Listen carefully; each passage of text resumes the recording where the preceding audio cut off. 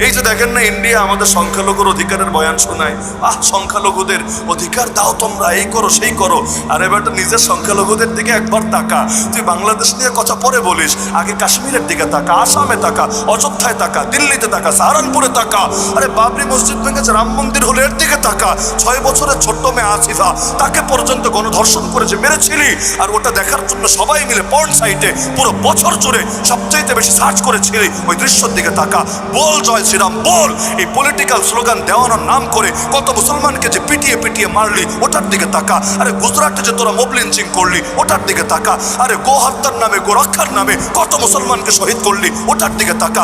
আসামের বুকে আরে কত ডজন ডজন মসজিদ মাদ্রাসাকে বুলডোজার দিয়ে তোরা একদম ধসিয়ে দিলি, ওটার দিকে তাকা। জ্ঞানব্যাপী মসজিদটাকে এখন দখলে রাখার চেষ্টা করছে, ওটাকেও ভেঙে একটা মন্দির বানাবে। আর এই ফাইজলামের দিকে তাকা। নিজের দেশের অধিকারের খবর নাই, আর এক দেশের অধিকার নিয়ে তার ঘুম আর টেনশনের শেষ নেই।